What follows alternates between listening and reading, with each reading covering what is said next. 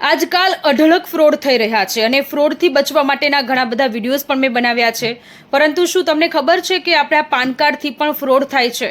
જી હા, આ પ્રકારની ઘટનાઓ ઘણી બધી વખત સામે આવી ચૂકેલી છે. ત્યારે હું તમને આ વિડીયોમાં જણાવવાની છું કે પાન કાર્ડથી ફ્રોડ ન થાય, સેફટી માટે શું કરવું જોઈએ તે પ્રકારની માહિતી હું તમને આ વિડીયોમાં આપવા જઈ રહી છું. સૌથી પહેલાં પાન કાર્ડથી કેવી રીતે ફ્રોડ થાય છે તે સવાલ હશે. તો પાન કાર્ડથી જ્યારે આપણે ઓનલાઈન ટિકિટ બુક કરાવતા હોઈએ છીએ, નકલી બેંક અકાઉન્ટ ખોલાવી શકાય છે, તમારા નામે લોન લઈ શકાય છે, નકલી ક્રેડિટ કાર્ડ પણ પાન કાર્ડથી બનાવી શકાય છે અને આ આપણું પાન કાર્ડની ડિટેલ્સ જો કોઈની પાસે જતી રહી હોય છે તો એ આવી રીતે આપણી સાથે ફ્રોડ કરી શકે છે.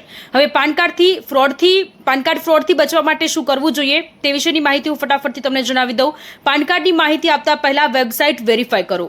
ઓનલાઈન તમે ટિકિટ બુક કરાવતા હોય તો એ વેબસાઇટ વેરીફાઈ કરી લો. ઓફિશિયલ વેબસાઇટનું URL હંમેશા HTTPS થી જ શરૂ થાય છે.